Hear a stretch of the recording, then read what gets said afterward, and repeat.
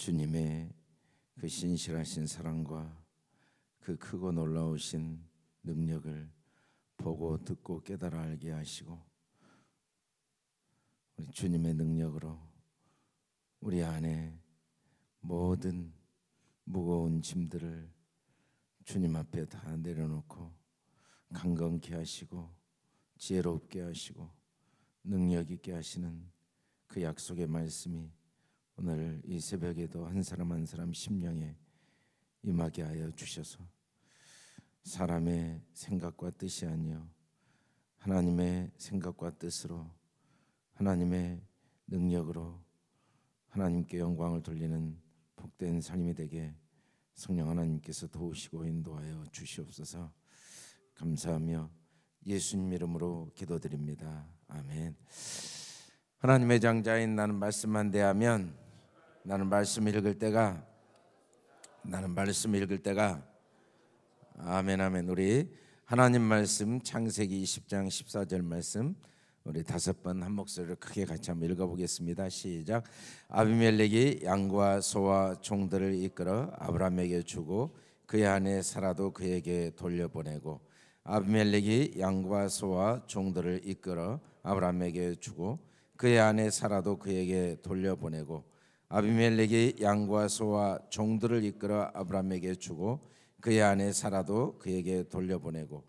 아비멜렉이 양과 소와 종들을 이끌어 아브라함에게 주고 그의 안에도 살아도 그에게 돌려보내고. 아비멜렉이 양과 소와 종들을 이끌어 아브라함에게 주고 그의 안에 살아도 그에게 돌려보내고. 아멘. 우리 말씀의 제목을 같이 읽어보겠습니다. 시작. 주고 돌려보내고. 아멘. 창세기 12장과 20장에 반복된 사건은 사라를 바로 왕 또 아비멜렉 왕이 아내로 취한 사건이고, 이로 인해서 하나님이 이 아비멜렉에게 나타나셔서 죽게 된다라는 이야기를 하십니다. 아브라함의 인생이 100년 동안 참 얼마나 많은 사건과 일들이 있었겠습니까? 사람이 살아가면서 경험하는 일들이 한 해만 뒤를 돌아보아도 우리가 예기치 못한 많은 사건과 일들이 있습니다. 그런데 이런 일들을 기록해 놓은 것은 하나님께서 그 아브라함의 수많은 사건 중에 특별히 이런 일을 기록해 놓으신 것은 구원을 우리에게 가르치시기 위한 하나님의 계획이 있다는 것을 분명히 말씀하고 계시죠. 근데 이 사건이 계속해서 반복되고 있는데, 사실은 아브라함이 첫 번째 사건이 있었을 때 이후에 어떤 일까지 일어났냐면 5 동맹 왕들이 롯을 끌고 갔을 때 집에서 길리온 자 318명을 데리고 가서 그 동맹군을 다 물리친 경험이 있는 그런 사람입니다. 그런 사람이 왕 아비멜렉이란 왕이 두려워서 아내를 누이라고 속였다는 게 앞뒤가 안 맞는 말이죠. 또 지금 아브라함이 소돔 고모라의 멸망까지 본 사람인데 더 이상 뭐 두려울 게 뭐가 있고 무서울 게 뭐가 있겠습니까? 하나님이 어떤 일까지 행하셨는가를 두 눈으로 직접 목도한 사람인데, 그럼에도 불구하고 이런 사건이 있는 것은 이게 단순히 우리가 생각하는 그런 사건이 아니고 바로 우리의 일이라는 걸 가르쳐 주시는 하나님의 말씀이라는 걸 알 수가 있습니다. 로마서에 보면은 하나님이 진노하시는 이유가 뭔가, 그러니까 모든 경건하지 않음과 불의에 대해서 진노하신다. 그러니까 사람들은 단 한 사람도 하나님의 진노를 피할 수가 없습니다. 우리는 다 모두가 하나님의 진노 아래에 있다라고 성경은 말하죠. 하나님의 진노 아래에 있는 이유를 성경은 정확히 이야기하는데 경건치 않음과 불의다. 경건치 않음, 하나님 앞에 진노를 받을 수밖에 없을 정도의 큰 죄는 경건하지 않는 거다, 불의한 거다라고 이야기를 하십니다. 그래서 하늘로부터 하나님이 이런 진노를 경건치 않는 사람에게 내리신다, 나타난다.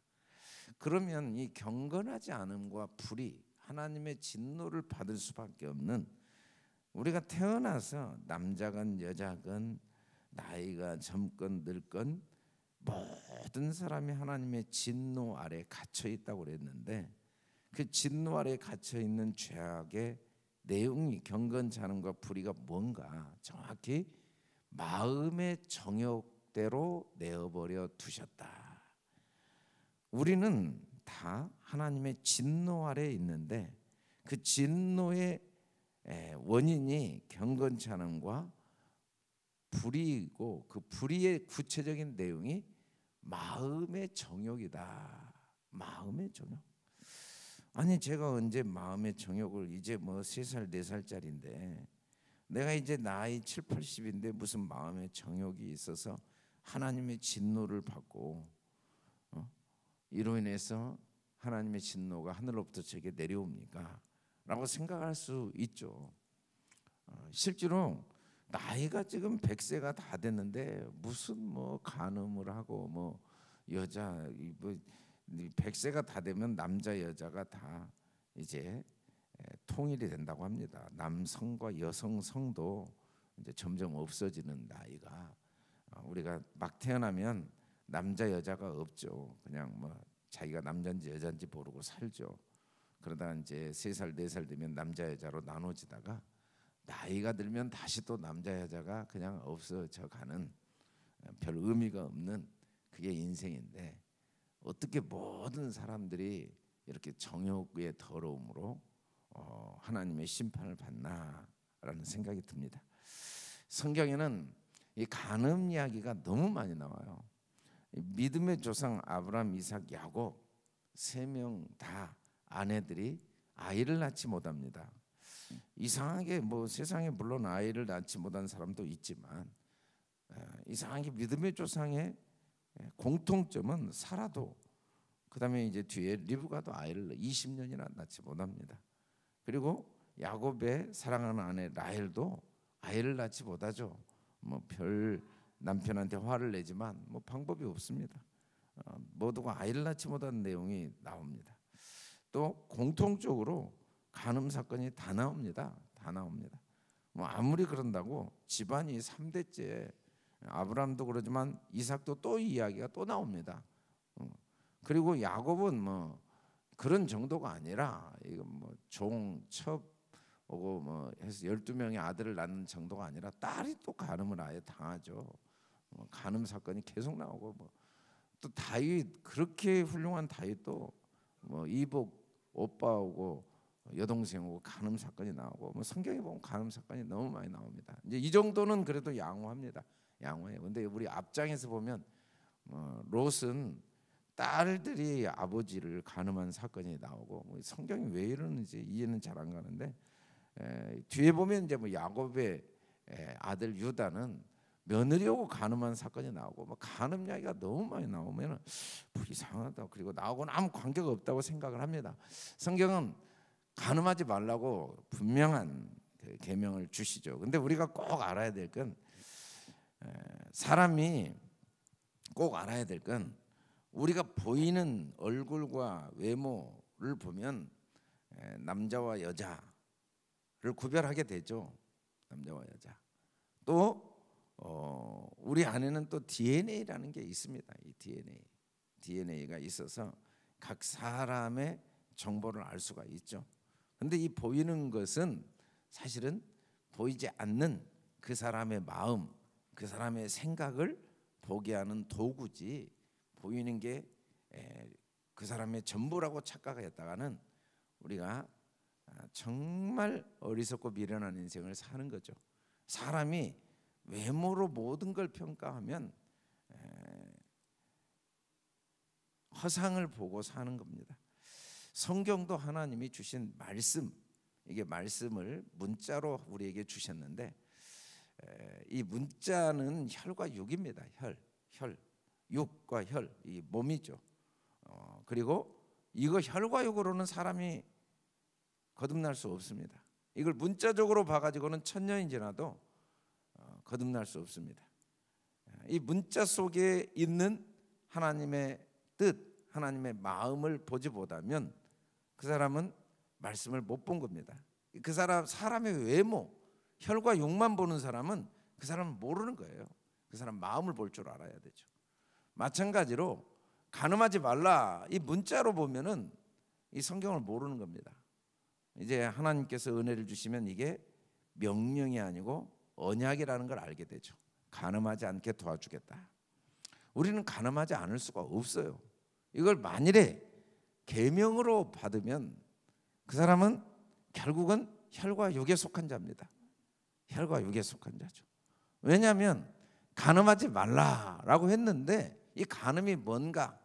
역대상은 이제 이스라엘 백성들의 역사를 기록해 놓은 말씀이죠. 근데 그들의 조상들의 하나님께 범죄하여 하나님이 그들 앞에서 멸하신 그 땅 백성의 신들을 간음하듯라고 번역했는데 그냥 간음하여입니다. 간음해서 섬겼다.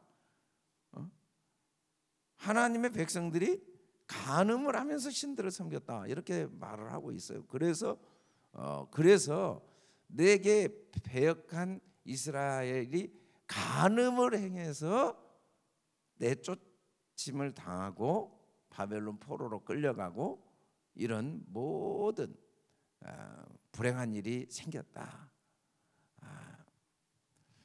이스라엘 백성이 간음을 한 걸 보고 하나님이 이혼 증서를 써줘서 아수르에 끌려가게 하신 걸 유다는 두려워하지 않고 또 그들도 간음했다.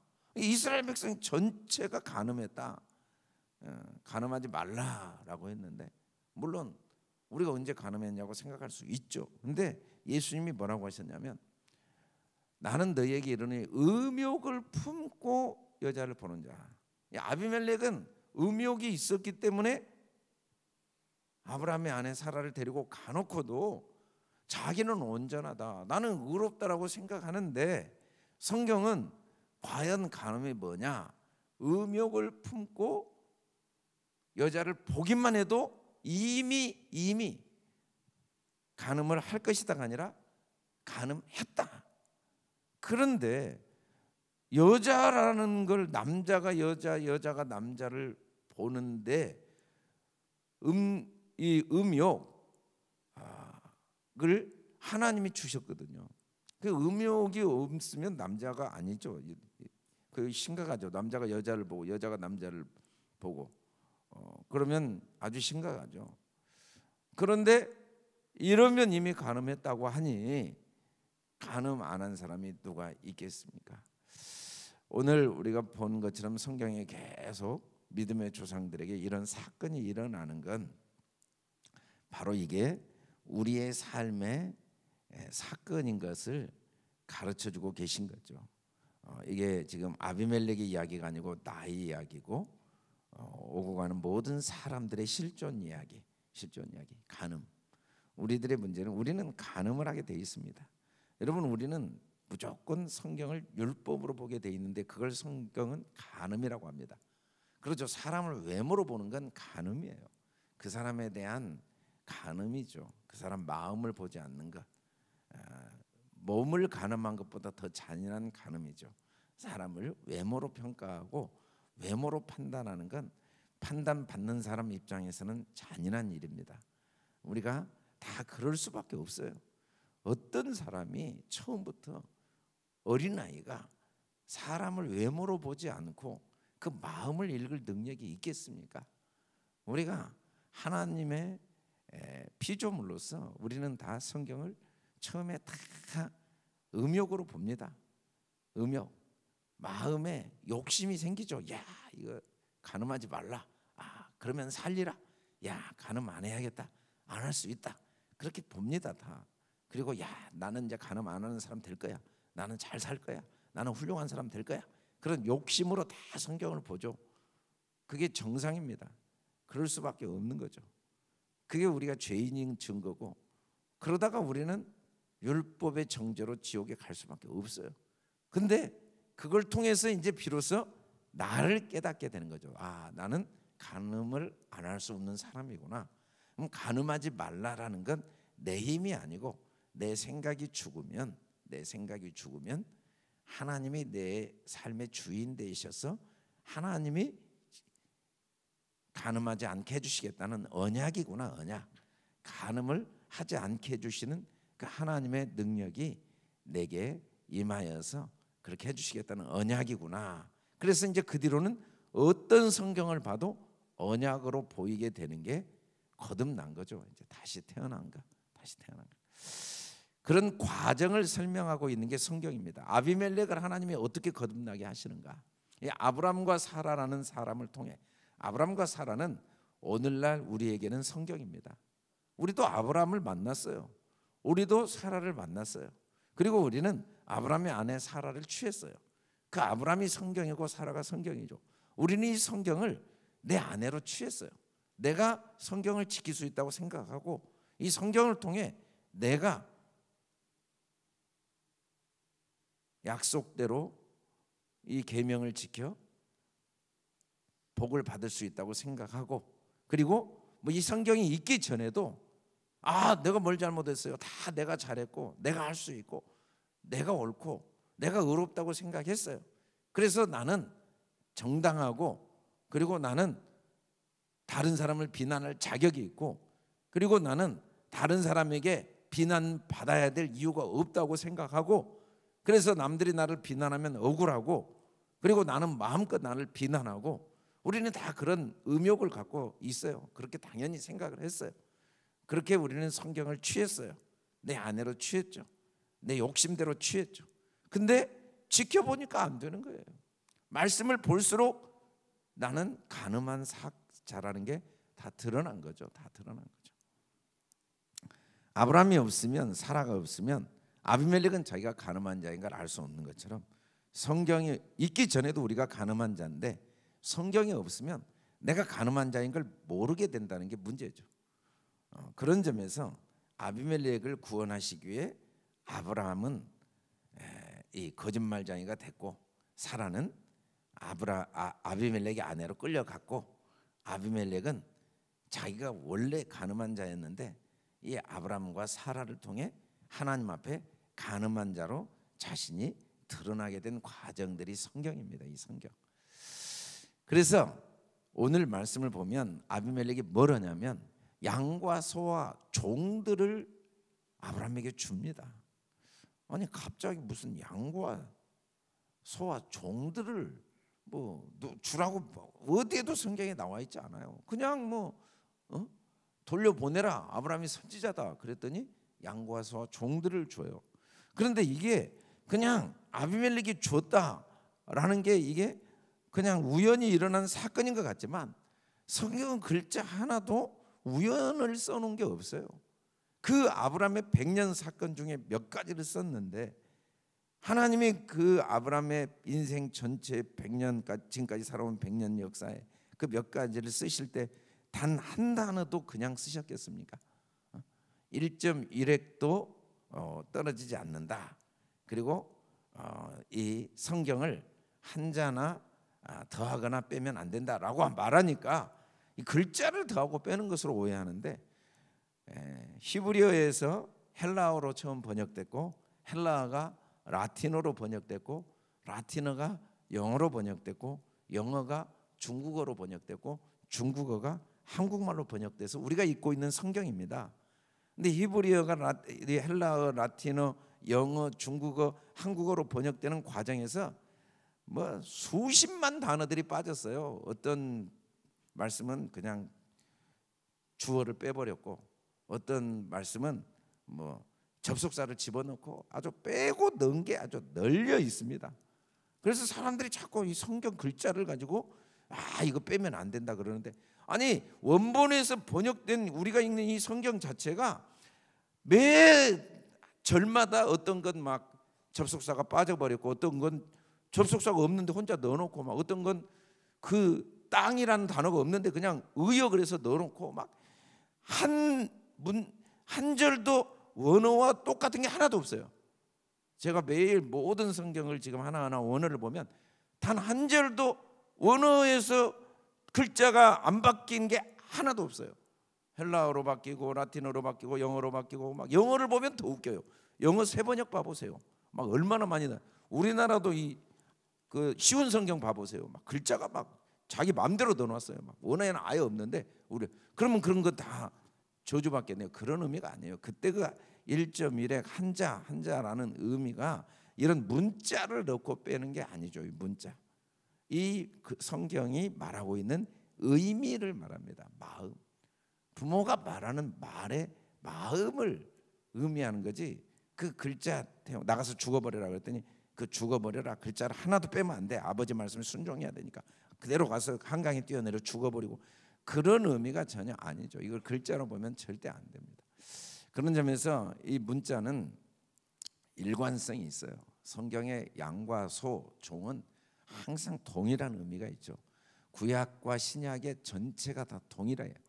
양과 소, 솔로몬이 화목제의 희생 제물을 드렸으니 곧 여호와께 드린 소가 22,000마리요 양이 12만 마리라. 이와 같이 왕과 모든 이스라엘 자손이 여호와의 성전에 봉헌식을 행하였으므로, 그러니까 양과 소는 희생 제물, 내가 양이고 내가 소라는 깨달음과 고백입니다. 양과 소를 드려야 되는, 양과 소는 내가 죽어야 된다는 것을 하나님 앞에 인정하는 사람이 드리는 제물이에요. 제물.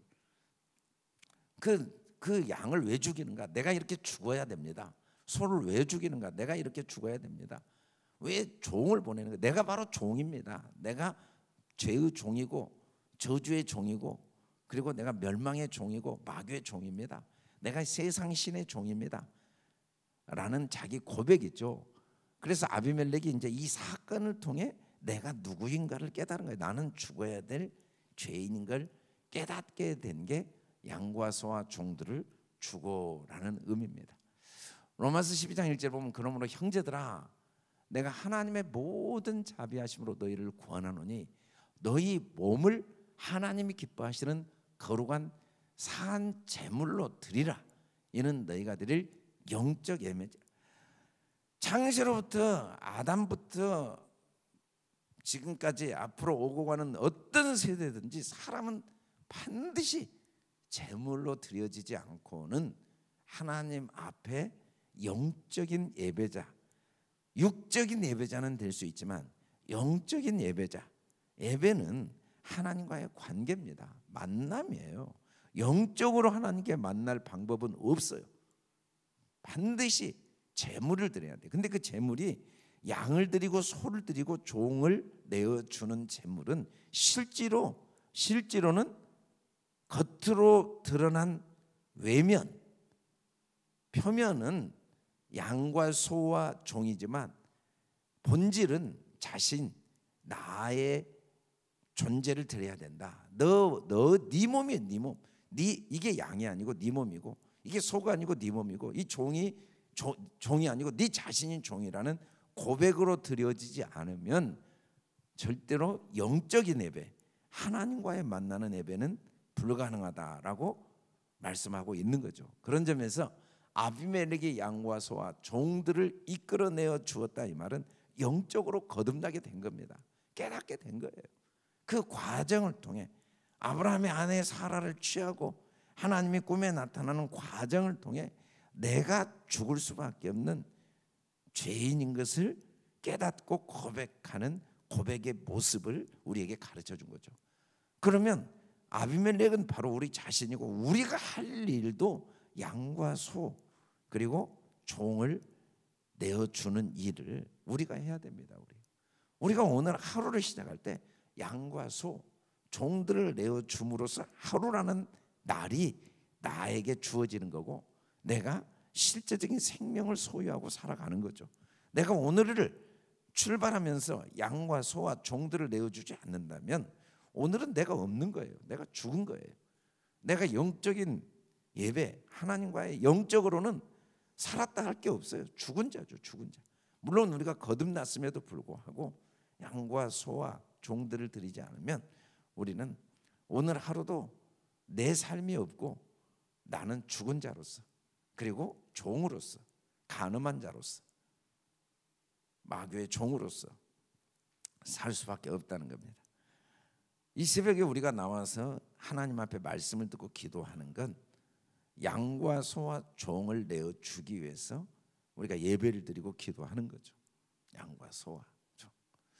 양과 소와 종을 내어 주는 건 다른 말로 하면 사실은 이건 아내를 돌려보내주는 모습과 똑같습니다. 아내를 돌려주는 것. 우리가 주일 설교 때 제가 아내를 돌려준다는 게 뭔가, 하나님 앞에 감사함으로 모든 걸 받는 거다. 그리고 근심을 통해서 회개에 이르게 하는 거다. 그리고 그리스도의 은혜를 아는 거다라는 말씀을 이제 드렸었는데, 오늘 양과 소를 돌려드리고 종을 내어주는 걸 말씀을 드렸는데, 양과 소와 종들을 돌려보내는 걸 뭐라고 사실은 말하냐면 그의 아내 사라를 돌려보내는 것과 똑같이 이야기합니다. 사라를 돌려보내는 것과. 겉으로는 양과 소와 종을 돌려보냈는데 실제로 이 내용은 뭐냐면 사라를 돌려보내는 거다. 아니, 사람은 그냥 돌려보내도 되죠. 근데 왜 굳이 양과 소와 종들을 돌려보내는가? 이 사라를 돌려보내는 게 곧 양과 소와 종들을 돌려보내는 거고, 그게 다른 말로 하면은 하나님 앞에 영적인 예배죠. 영적인 예배. 근데 이 영적인 예배를 구체적으로 하나님 앞에 우리가 어떻게 하는 건가? 아내를 돌려보내는 건데 감사함으로 하나님께 드리는 거고, 그리스도의 은혜 안에서 자라간다는 건데, 더 정확히 말하면 로마서 12장 2절에 보면 첫째는 이 세대를 본받지 않는 게 아내를 돌려보내는 거다라고 말씀합니다. 그게 영적 예배예요. 그게 양과 소와 종을 희생제물로 드리는 거죠. 이 세대를 본받지 않는 게 뭔가? 이 세대를 본받지 않고 마음의 변화를 받는다는 게 뭔가? 마음의 변화를 받는다는 건 첫째는 항상 감사하는 거예요. 항상. 둘째는 하나님의 은혜를 아는 건데, 마땅히 생각할 걸 생각하는 게 바로 제물을 드리는 영적 예배다라고 말합니다. 은혜를 알아가는 것. 은혜를 안다는 건 감사하는 거고, 감사한다는 건 마땅히 생각할 것. 마땅히 생각할 건 딱 하나예요. 은혜 아닌 게 하나도 없다는 걸 생각하는 것.